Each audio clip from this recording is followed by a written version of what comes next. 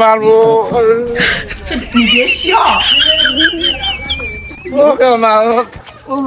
আজকে কামান মাটি